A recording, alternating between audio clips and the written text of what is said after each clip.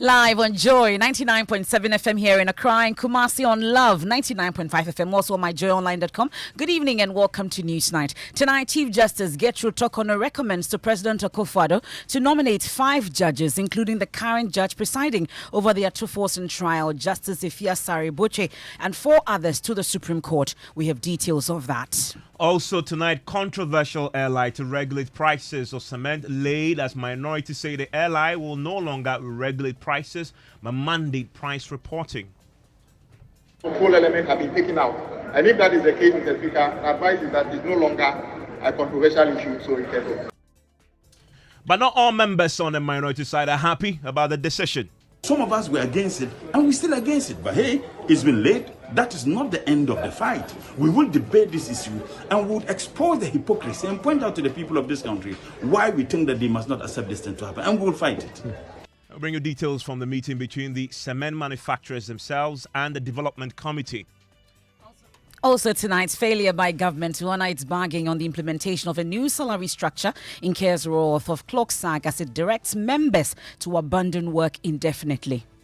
All staff of the civil service and the local government service should stay away from work until further notice. Similarly, all cluster secretariat offices are closed. Kindly take note and comply accordingly. This is the decision that has been taken by our National Executive Council. But tonight, the National Labour Commission has summoned leadership to a meeting tomorrow, but Clocksack says it is not certain this move will make them rescind their decision. Only our National Executive Council that can reverse this decision. They took this decision. It is not us. Are you honoring tomorrow's meeting? Tomorrow's meeting with the Labour Commission. Well, tomorrow morning when we wake up, we will decide whether we should honor it or we should not honor it. And $360 million IMF cash finally hits Bank of Ghana's accounts as funds are expected to help finance projects in the budget. And in sports, South Africa's Black Leopards backs Max Okonedo to return the club to the top flight after unveiling him as the club's new coach on a 3-year deal. And you brought joy to our community words of residents of Noka in the Eastern region as they heap praises on overall winner of the Joy News Impact Makers Award. Joy News has been a blessing, I would say, to the whole nation. It has helped reduce the danger of our children crossing the busy highway to go to school. The school has saved many lives. Okay. And after the long wait, Guinness World Records names Millennium Chef Ebenezer Smith as the world record holder for the longest cooking marathon by an individual. The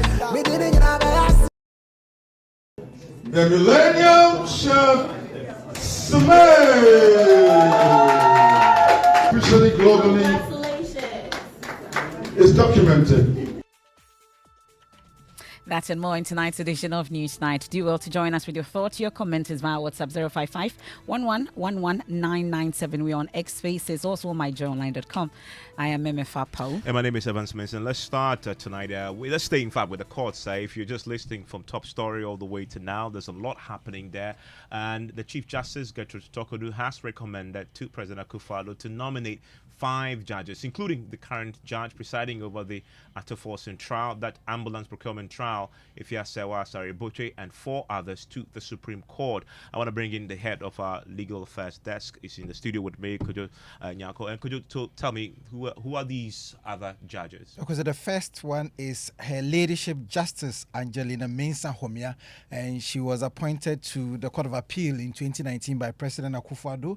We also have His Lordship Justice Eric Balfour. You remember him, that he worked on the Atuasian trial. And then His Lordship Justice Edward Amwakwa Santi. He is also a justice of the Court of Appeal. And Her Ladyship Justice Sarah Pamela C.A. Cranting, also a Justice of the Court of Appeal. And the last one, Her Ladyship Justice Ifia Sewa Asari-Boche, a Justice of the Court of Appeal. And we've heard much about her. She is currently on the trial of Atto in the ambulance case. And so Justice Asante's term, according to the release of office at the ECOWAS court, ended on the 31st July 2022.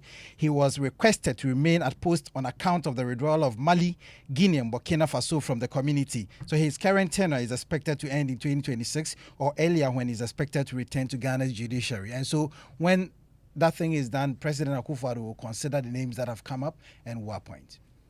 Well, let's check on whether there's a formal communication to Parliament. Well, that's the letter that's been written to the President by the Chief Justice Gertrude Torkonoo that my colleague brought to you. But Kweku Asante joins us on the line. Let's do a quick check on this.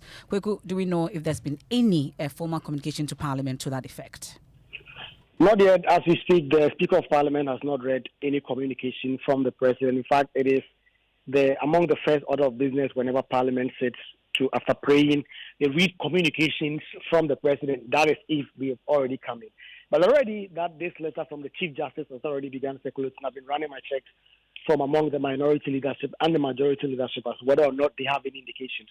Some members in the minority leadership, as you say, already raising concern about the propriety of the Chief Justice being the one to recommend names to the President to appoint, especially when one of these persons that have been nominated by the Chief Justice to the President is at the heart of an ongoing trial of which the minority leader is standing trial for allegedly causing financial loss to the state. So they've raised concerns about the propriety of that, the fact that the Chief Justice will be the one. Mind you, the Constitution says the President is the one who will appoint judges to the Supreme Court in consultation with the Judicial Council, which is chaired, by the Chief Justice, as well as in consultation with the Council of State. So there are those who already raised these proprietary issues, but they say they want to wait first to see what the President will do with this. Mind you, this is just a recommendation that the Chief Justice has made to the President. The President can accept it or reject it. If the President accepts it and works on it through both the Judicial Council and the Council of State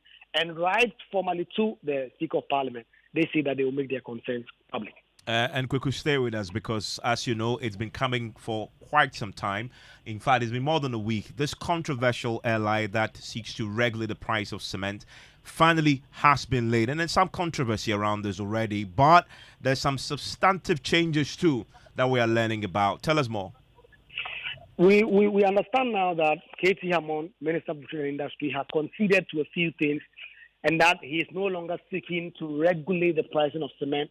He's no longer seeking to tell cement manufacturers how much exactly they should be selling their products. We have not seen copies of these amended LI yet, but it has been allowed to late. In fact, we heard from Kwame Gavin Saboja on the floor. The minority had been seriously opposed to this right from the start. But they say because of this concession from the minister, they have no objection, for which reason they've allowed this LI to. They listen to Kwame Agboja on the floor lay out why the minority have now softened their stance. The last time the minister was here, colleagues from both sides had very serious concerns. Those concerns have been sent back to the committee and have been addressed. I am informed that they have dealt with those issues, and based on that, we are advised that it is no longer harmless. So we are okay to support it again. At least what I've been told, that it is not about price control. It's the price control element has been taken out. It is about reporting, the price reporting to the committee. And if that is the case, Mr. Speaker, the advice is that it's no longer a controversial issue, so it can go. And there is already some division on the front of the minority on this subject. Some unhappy. Kweku. Yes, one member of the Trade and Industry Committee, himself a former Deputy Minister for Trade and Industry, Ibrahim Murtala Mohammed, is leading the pack of NDC MPs who are not really happy about the decision of their leadership to allow this LI to be laid. In fact, Murtala Mohammed has gone to the record with me, telling me that this has shown weakness and that whether or not it's about price control or price reporting, his side should have stood their ground and blocked this LI from being laid. 2012, it was 13 cities. 2013, it was 14 cities. 2014, it was 15 cities. 2016, it was 16 cities. 2017, that was the first year of this government in power. A bag of cement was sold at 18 cities. So it is very clear that it has nothing to do with the absence of any regulation. It has to do with how disastrously the economy is run. It has to do with cost of doing business in Ghana. It has to do with the higher import duties on majority of the imports they use to produce this. It has to do with the level of depreciation of the Ghanaian cedi against the foreign in this case foreign currency, in this case the dollar. So this regulation is much ado about nothing, and that is why on principle some of us were against it and we're still against it. But hey, it's been late. That is not the end of the fight. We will debate this issue and we will expose the hypocrisy and point out to the people of this country why we think that they must not accept this thing to happen, and we will fight it. And Kweku, it's been laid now. What happens now? In 21 sitting days, that LI will become law. Today, from today counting up until the end of this month, when Parliament is ordinarily expected to go on break, there are 17 sitting days. That is without the normal Mondays that Parliament do not sit. To get 21 days between now and the end of July, when Parliament will go on break, Parliament would have to consider sitting on Mondays, all 4 Mondays that are within the next 4 weeks, to be able to get 21 days to be able to get this LI to mature into law. Or they would have to extend sitting into early part of August to be able to get a 21 sitting days for that LI to be able to mature into law. On the other hand, if Parliament at any point in time believes that this LI should not be allowed to mature into law, they would have to marshal two-thirds on both sides. That is more than 130 MPs to really block this from becoming law. Something that both sides really know that it's not a reality. And I have with me now the former Deputy Trade Minister, Murtala Mohammed, who has raised issues with the position taken by his minority leadership. He joins me right now on the line. Murtala Mohammed, since you raised your concerns this afternoon, have you had a conversation with your leadership to understand why they took the decision they took to back the laying of this legislation? Well, Evans, good evening to your cherished listeners and yourself. This morning when I walked into the chamber, and I saw Honorable K.T. Hammond. So I went to Honorable Abuja, and my position was that we should not allow the LI to be late. And my reason was simple. I've had some interactions with some leadership, particularly on the Committee for Subsidy and Legislation, and my understanding was that there had been some amendment. I haven't seen a copy of the amendments. Many members of Parliament haven't. The reason why we had to debate this issue at the committee level was to be convinced the reasons why they were coming with this LI. But Evans, and I also pointed out to the leadership that I was completely against this. And I'll provide you with some statistics. In 2009, a bag of cement was 8 cedis. 2011, 9 cities, 2012, 12 cities, 2014, 14 cities, 2016, 16 cities, 2017, 18 cities. So if you observe, the increase every year between 2009 to 2017 has always been either 1 cities or 2 years. But from 2017 to 2018, it jumped from 18 cities to 24 cities, 2019, 36 cities, 2020, 64 cities, 2021, 75 cities, 22, 85 cities, 2023, 95 cities, and today, 2024, 105 cities. So if you observe, you realize that between 2017 to 2024, it jumped from 18 cities to 105 cities. It has nothing to do with the absence of regulation. It has to do with, one, higher import duties on the commodities that are used to produce cement. It has to do with the depreciation of the Ghanaian cedi. Government has a huge responsibility. Now, the attempt to heap the blame on the cement manufacturers, for me, is disingenuous. The cement manufacturers and the governments all need to do something, and government has a major responsibility. Because if it has to do with what the minister is claiming, how come that between 2009 to 2017, it increased just 1 city, 2 cities, and between 2017 to now, we have it escalating over 150%. Yeah, but Murtala Mohammed, as we speak tonight, your leadership still believe now with the changes that the ministry has effected, this LI can pass. It has been laid now. You've lost the battle, have you not? I have had some conversations with Honorable Abuja after that, and he seemed to agree with me some of the issues I raised, and we're going to galvanize forces. There are many people from our side and even the NPP side who are against this LI. But it's too late now, isn't it? Procedurally, it's too late. No, it's not too late. You heard your reporter. We can still make a move to truncate this LI if we are able to convince with compelling reasons why we think that this LI should not be allowed to. And in any case, If we succeed in preventing us from sitting on Monday, it will be moot because Parliament is rising. Okay. Thank you very much, Ibrahim Mutala Mohammed. Grateful to hear your thoughts on this particular subject. So you see there's obviously some division in front of the minority on this particular subject. He says he has made his case to the minority leadership and they see his point. But the matter is already gone because the LI has already been laid. Well, we've been hearing from the manufacturers as well. All day there have been meetings about this particular matter, and they've been meeting with the Cement Manufacturing Development Committee chaired by the Professor Alex Todu. Well, in an earlier interview, he said the committee is not opposed to the intention of government to force cement manufacturers to declare their ex-factory price. At the inauguration of the committee on the 8th of March, Honorable Katie Hammond was very clear that issues of pricing should be transparent and should be voluntarily declared by the industry. And he called on us to find ways of ensuring that cement prices are more or less uniform across the country. Our main interest is transparency in the cost build-up so that Ghanaians would understand when prices go up, the basis for the price build-up and related matters. I'll be very, very clear on this issue. The minister's call to the industry was that declare your ex-factory prices, the prices at which you sell the product. Once you do declare it, government has a way of asking that, okay, is the ex-factory price fair based on all that we know about the cost build-up? But in the absence of the industry, indeed, there's no country in this world where governments do not have an interest in the regulation of all industries.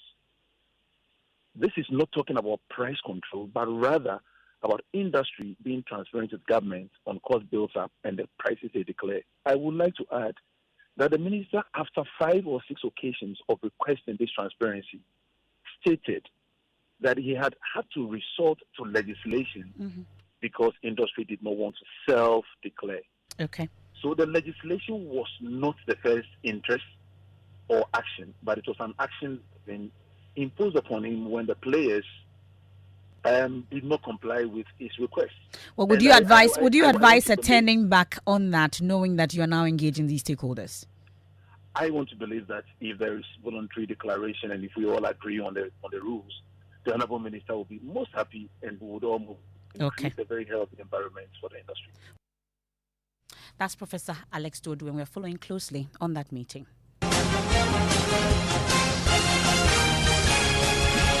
And this is your election headquarters. It is brought to you by Petrosol Clean Fuel in full quantity, CIMA, the Chartered Institute of Management Accountants, AICPA, and CIMA together as Association of International Certified Professional Accountants, the German Ozone Medical Center, Alternative Therapy, Dental, Wellness and Beauty, Chopbox Technologies, a convenient service, Youth Brick Foundation, bridging gaps for positive youth development.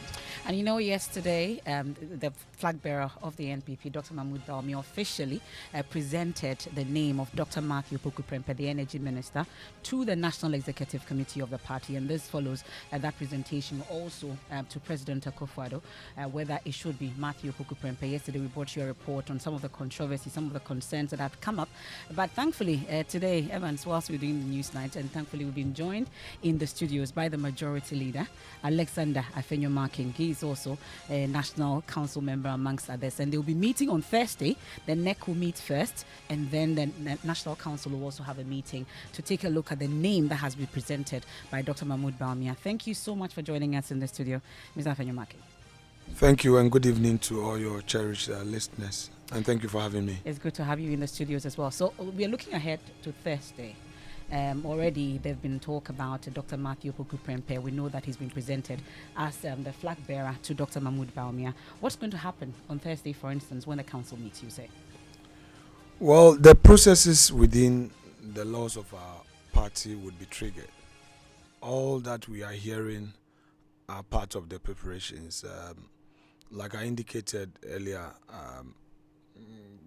the flag bearer called leadership of the party and gave us the name and discussed why he felt that has to be done. Prior to that, the president had discussed the running mate with us as leadership, and the point was that we're supposed to inform our members The generality of the members duly accepted the running mates, Dr. Matthew Opoku Prempeh. Of course, he's one of us. But I must state that both His Excellency the President and the flag bearer himself, Dr. Bawumia, acknowledged the fact that there were other contenders who equally deserved the honor of becoming a running mate. And that there was... Contenders? Did he give you any names about the other contenders? I am aware of those others. The Education Minister is one. Our respected former colleague, Honorable Natoshi of Common Fund is also another. We had Honorable First Deputy Speaker Joe Wise, Joe Sewusu. I also know of a former colleague of ours, Kokofu, Honorable Kokofu, and a few others. So there was also the need to engage them. For me, that was very heartwarming, coming from His Excellency the President and flag bearer himself, that these are individuals that were being considered. So once the mantle has been given to Napo, then there was a need to also discuss issues with them. Because, politics, sometimes emotions are involved, So these are all matters to be managed. And I think so far it's been good. If you watch some of the pictures out there, the flag bearer has also taken steps to engage the leadership of the party in the Ashanti region, especially the regional chairman, some prominent individuals there, to get them to get on board, I should say. So it's been the consultation in one way or the other, one after the other, all to ensure that the party gets around the nominee. MPP is a party of peers. At any point, you would have many people feeling okay. What I would want to caution against is this temptation of feeling that you are better than somebody. I mean, none of us can ever be perfect or tick every box. And so if one is considered, we have to all accept it, no matter what. And of course, I forgot to mention our brother, the Greek minister, Honorable Brian Achampong. He was also in strong contention for the running mate thing. So once it's been settled, we need to all rally around him. I saw Napo in Parliament today, in his usual self, very hearty. Perhaps what people don't know about him is his strong determination to get things done. In Ghana, sometimes if you are a bulldozer for the right purpose, you are given a name. Well, really, that's not the general perception. No, I'm not talking about. Really, I'm not talking about that. We'll get into it. I'm not talking about any general perception. You are putting words. Everybody accepting Napo, at least on your side, is what I'm coming to, leader. I'm talking about what I see him bring on board. So allow me to make my point. Let's have a friendly conversation. Yes, very friendly. So let me finish. Let me land. I'm not talking about perception, and I will not answer anything about perception. I am here to say that but it should be our running about mate. The perception around your running mate. You should be very concerned it's about not a matter of being concerned about the perception. I know that this enterprise is a perception-driven enterprise. That much I know. But equally, it is important for me to bring out the unique selling propositions that I have on the table for a candidate that I put forward for an election. And I'm saying that the running mate is a bulldozer, is a hard-working person, a determined person, an unyielding spirit who knows how to get the job done. Okay, point well made on that. Also the issue about all your members on your side accepting and rallying around this name that you talk about, at least Dr. Matthew Opoku Prempeh. We've heard from Andy Apiakobi, for instance. Have you been able to whip him in line? Has his thoughts changed? The fact that Dr. Matthew Opoku Prempeh is not a unifier. He talks about that. For which reason he thinks he's not the right person for this job? When the NDC was in search for a running mate, the Council of Elders had a vote. Professor Nano Opoku Agyemang had 35%. in spite of that, when the result was announced and her name was presented publicly, all the party rank and file accepted her. I'm saying that we can never have a perfect system. We cannot have a perfect character to lead any organization anywhere in the world. But once that person is fit for purpose, we must all rally behind the person. The party is a party of peers. I sitting here, when I was announced as a leader, not every member agreed or felt that I was the right person to do so. But I can tell you that today, such people may have a different perception because of my approach. So the ball is in the court of those who are benefiting from this honor to prove a point when the opportunity comes. It's as simple as that. And so we are hoping that at least the council will be accepting Dr. Matthew Pukuprempa as your running mate. Oh, there's going to be general discussion, and I'm sure everything will be fine on Thursday. Okay.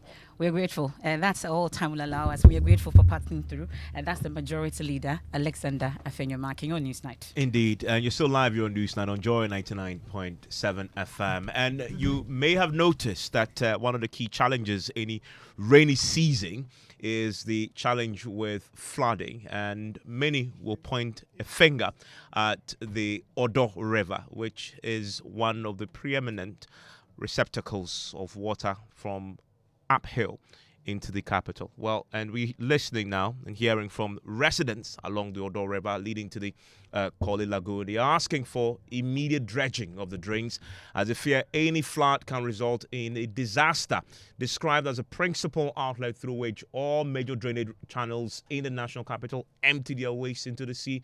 Volumes of waste mixed with the awful stench as well as an overflow whenever it rains is now causing people along the Addo River to speak out. Residents who have been speaking to Hanodami say they want the sand out of the drains to allow for smooth flow. Here's a special report. The waters flow from the Brie area through many communities such as Aveno, Circle, and Graphic Road, downstream into the Korle Lagoon. Along its pathway are mostly sand and filth. These elements hinder the smooth flow of the waters. The country is ranked highly among African countries that are most exposed to risks from multiple weather-related hazards. Those who live near these areas and constantly bear the brunt of the flood's impact are asking for big rubbish bins while they constantly look out for dredging equipment. Grace Gavo and Nana Kwame live and work at Aveno.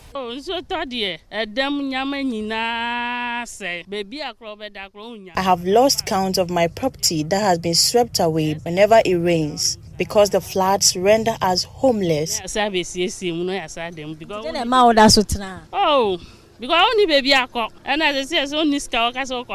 My wish is to relocate, but I can't pay the rent in other parts of the city which do not get flooded. We plead with government to constantly dredge the lagoon so that it does not overflow when it rains.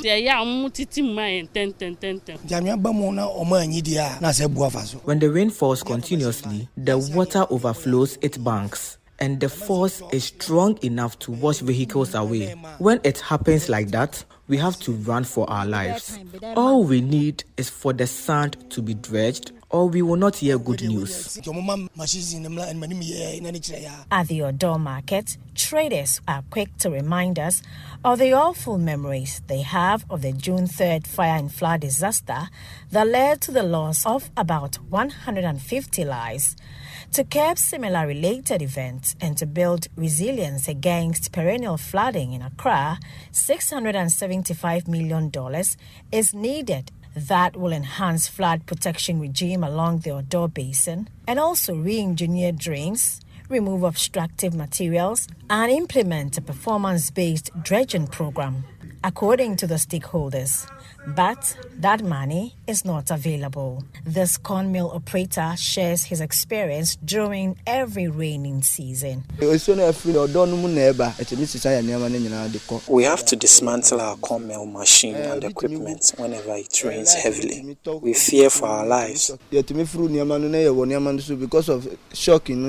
Because when it floods, live electrical cables falls into the stagnant waters, which electrocutes people. Sometimes people even die as a result. We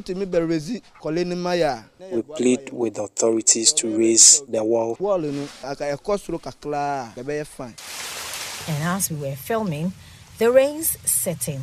Traders briskly begin to pack their wares to safety. They are not happy about the situation and have one common plea. 3 months. 3 months ago, the authorities held a meeting with us and they told us they would dredge the drains. I hope that they will fulfill their promise. That request may not, however, likely get an immediate response, as the Works and Housing Minister, Kujopong Kroma, acknowledged on the Pulse on the Joy News channel in April this year that his office is behind schedule on flood control program. Because of resource constraints that we have had. Even what we are doing is just about 2% of what we should be doing in the Greater Accra. It's a $200 million project funded by the World Bank. That's a Garrett project. But what has actually been released or spent is not up to $200 million. So we will do our best with the resources and time that we have. As to when the promise will be fulfilled or the flooding situation permanently addressed, those affected by the negative impact of the rain continue to find alternatives to stay alive and to secure their property whenever the clouds gather. Soon I started pity, won't say a packy, because you didn't know how much you may paying for them until money will be pertinent. You see, it just started drizzling, and we are packing off our stuffs. Authorities do not care because they have safe places to live. They are supposed to dredge the Addo. For Joy News, I am Hannah Odami. And my name is Evans Mensah, live from the studios here at Joy 99.7 FM, and I'm doing this with MFR Power. Guess who is joining me right now is George Uafe with business. Hi, Evans. And coming up in business, $360 million IMF cash hits Bank of Ghana's account as funds are expected to help finance some projects identified in the 2024 budget. And more oil firms adjust prices as pumps as they cite this depreciation as the major driver. The business news on Newsnight is brought to you by MTN Business. Welcome to the new world of business. Kingdom Books and Stationery, Since Tanks, and Pepsodent Herbal and Charcoal. You're welcome back to Business on Newsnight. On the $360 million IMF cash has hit Bank of Ghana's account. Joy Business understands that the funds came through yesterday, as earlier announced by government. The funds are expected to help finance some projects identified in the 2024 budget. However, some could be described that this could go a long way to also improve Bank of Ghana's reserves, which is reaching more than $6 billion. The Bank of Ghana will take the dollars and give the cedi component to government. Meanwhile, economist Patrick Sumin believes that we should be measured about the expectations when it comes to the impact of this inflow on the economy. The 360 million will be just about 6% of our gross reserve. So that in and of itself is not really going to make substantial difference in terms of even our reserve. So I think it's important that we don't raise expectation too much that the 360 million is going to solve our problems, because it wouldn't. I think it's probably a stronger commitment to making longer-term reform that will change the structure of our economy. That's probably more important than the 360 million to go a long way to show up some of our reserves. But that impact is going to be very marginal. I think the message that's been put out there in terms of the nature of our recovery of the economy is probably overstating it. Economist Professor Patrick Sumin. Now, more oil marketing firms are increasing prices at the pumps. Now, Joy Business checks show that the adjustment this time is not only linked to the big firms, but across board. Petrosol, for instance, this afternoon selling a litre of petrol at 14 Ghana cedis, 85 pesos. Meanwhile, the executive secretary of the Chamber of Petroleum Consumers, Nankanamwa, says prices would have gone up higher than what we are witnessing. He tells Joy Business some of these firms have actually absorbed some of the increment. Could have crossed 15 Ghana cedis, without a blink. But as we speak, diesel that was expected to have actually gone to about some 15.4 is still trading around 14.9 or thereabout. That for us is within projections, is within the numbers, and we think that the OMCs have been quite okay for this particular window. If you look at just 2 weeks ago, the Chamber Bulk Oil Distribution Company, Seaboard, were actually using for their market purposes an exchange of 14.95 exchange to $1 compute for their pricing to the oil marketing companies. If you look at the window we just started, 14.95 has now moved to about 15.55, a difference of about 60 pesos every liter.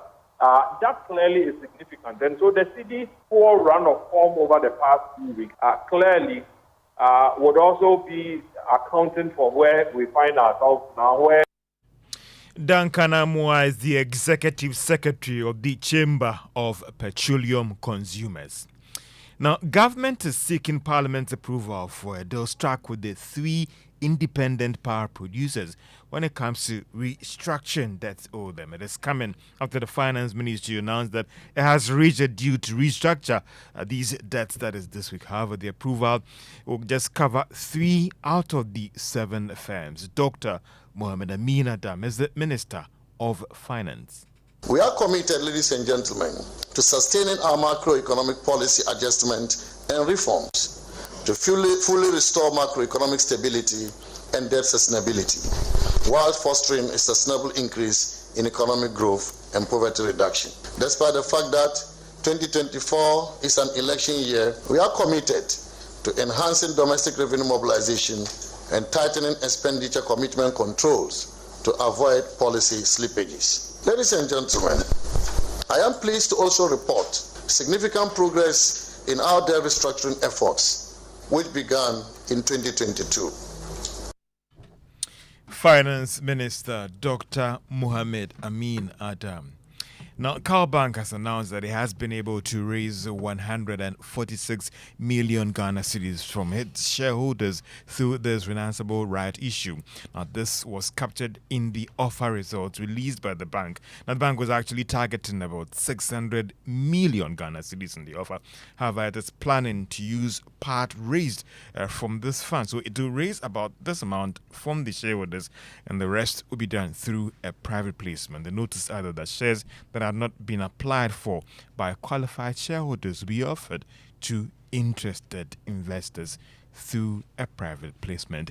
Now, if you had invested on the Ghana Stock Exchange from January to today, your returns now stands at more than 23%. And that's all for business on Newsnight. Thank you very much, George. We are fair. Now, tonight's government's failure to honour its bargain of implementing a new salary structure has incurred the wrath of the Civil and Local Government Staff Association of Ghana, CLOCSAG, to instruct all members to suspend all government businesses indefinitely, effective tomorrow. Well, this industrial action is as a result of the government's failure to implement the agreed upon a new salary structure, which aims to improve the conditions of service for all CLOCSAG members. Well, according to Dr. Isaac Bampoa, Executive Secretary of CLOCSAG, all efforts to engage relevant parties, including the Finance Ministry, the National Labour Commission, and the Fair Wages and Salaries Commission, since 2022 have been unsuccessful, leading to the decision to go on strike. Of nationwide strike, in consonance with our letter number BA 15, volume 2, dated 21st June 2024. Indicating our intention to proceed on nationwide strike if the new salary structure for the staff of the civil service and local government service is not implemented, we hereby declare a nationwide strike with effect from Wednesday, 3rd July 2024. All staff of the civil service and the local government service should stay away from work until further notice. Similarly, all cluster secretariat offices are closed. Kindly take note and comply accordingly. This is the decision that has been taken by our National Executive Council that we should go on strike. And it's only the National Executive Council that can reverse this decision. I cannot do it. So, please food for thought. It's only our National Executive Council that can reverse this decision. They took this decision. It is not us. Are you honoring tomorrow's meeting? Tomorrow's meeting with the Labour Commission, well, tomorrow morning when we wake up, we will decide whether we should honor it or we should not honor it.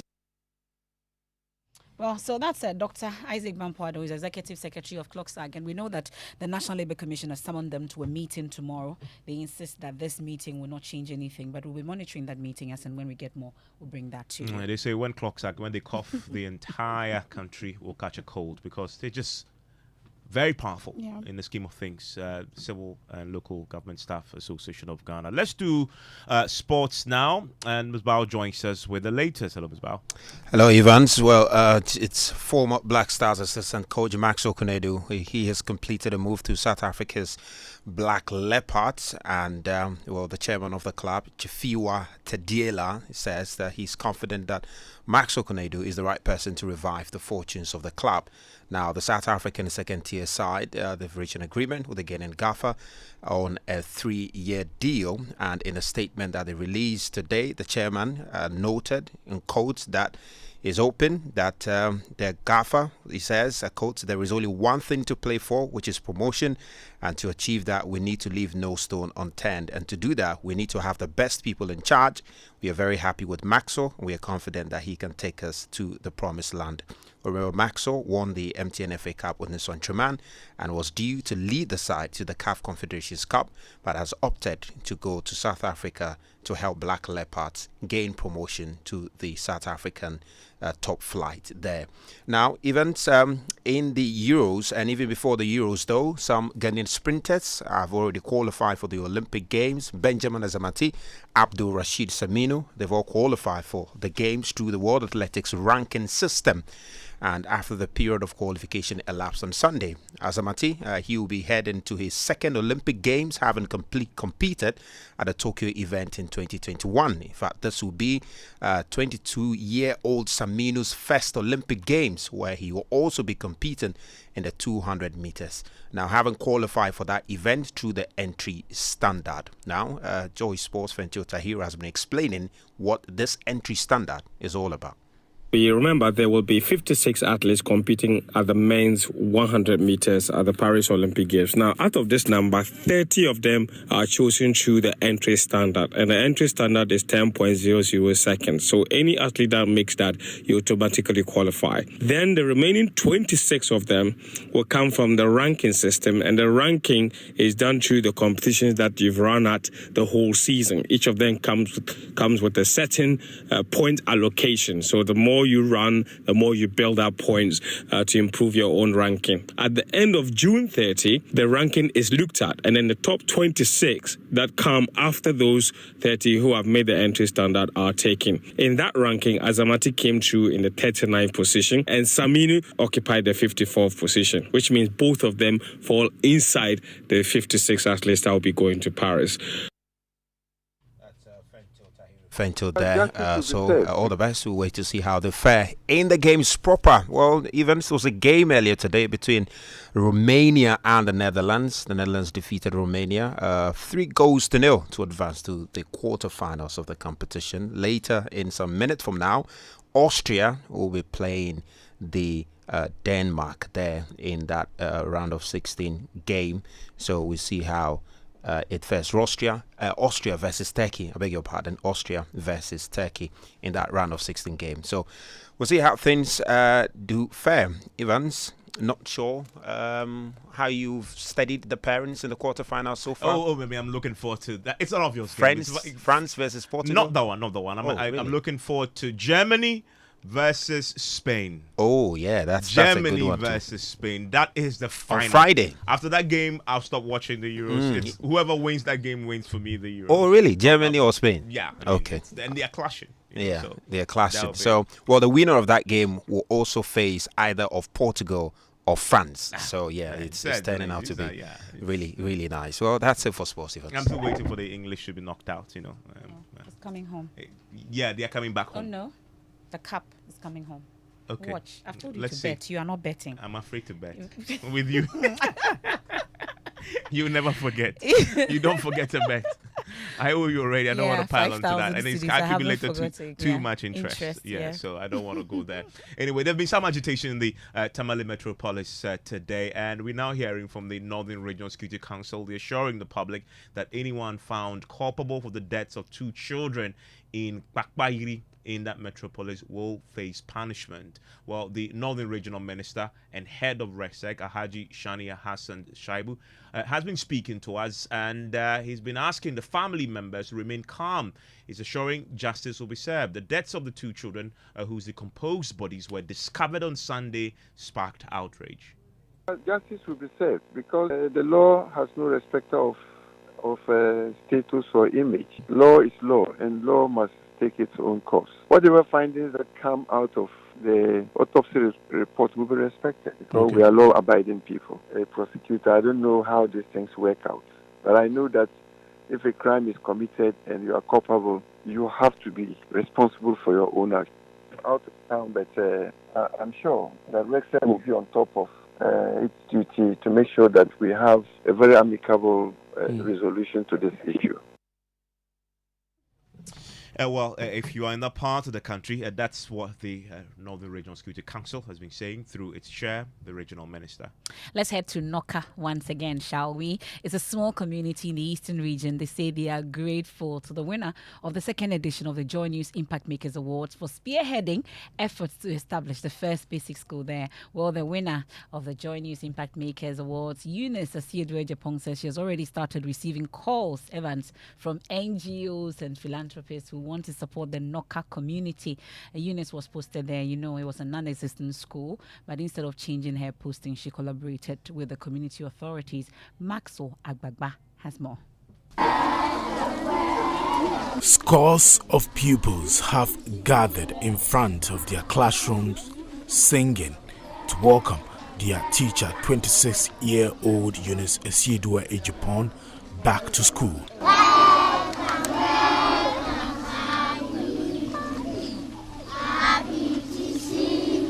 In fact, as the Bible has stated that here at the Noka MA Basic School, I've met Reverend Prince Obusin Tiamwa, who generously offered his church to begin this educational journey. Because all the children here go to Damai school, and it is very risky for the children by crossing the road. It is helping a lot because most of the children were not going to school.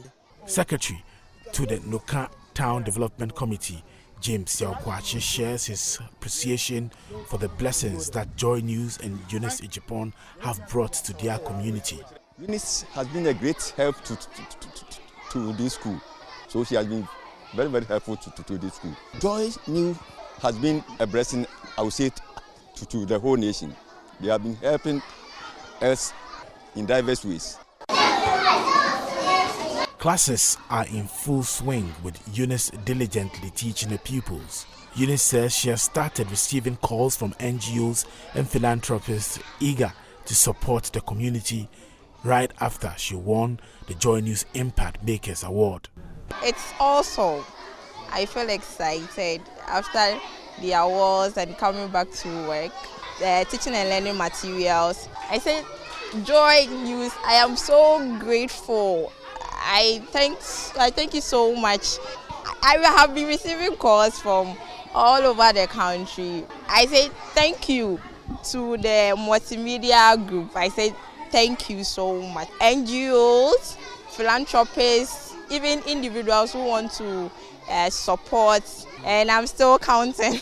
A resident near the Noka Basic School, Diana Aremia, testifies to her daily hard work in educating the children. It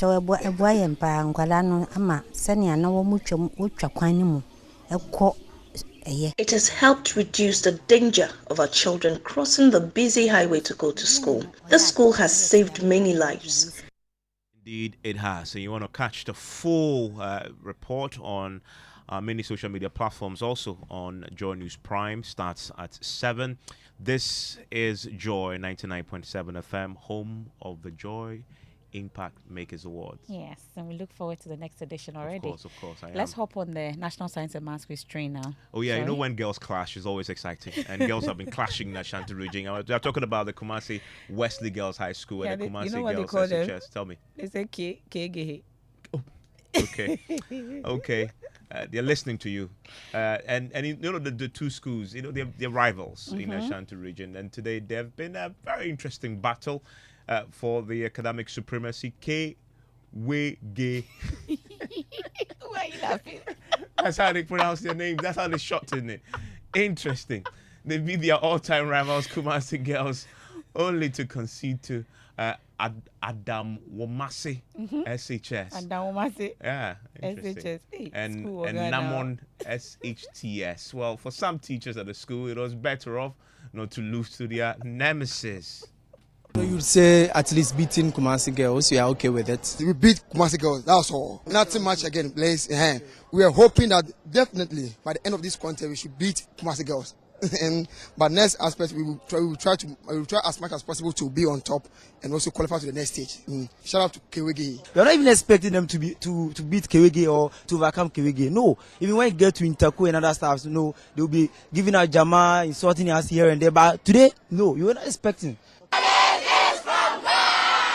And so these are the students from Adawumase SHS, and they have qualified for the first time to the national stage. It is a big breakthrough. This is the first time for adults to win and go to the national. Give thanks to the Almighty God.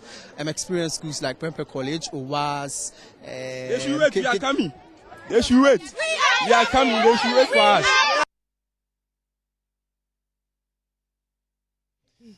Well, yeah. So Kwegehe in Ashanti region, and they lost to that school. Hey, what is that school? No, I mean a very famous school. Adawumase SHS. It's a famous school. It's a famous school. This is the first time I'm hearing it. Kwegehe. I like that. Interesting.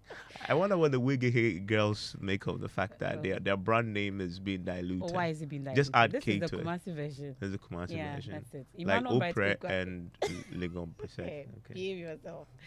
Emmanuel Bright Keku has been following this for us and joins us on the line. So let's talk about the competitions ahead. At least Adawumase has taken the day today. What's going to happen?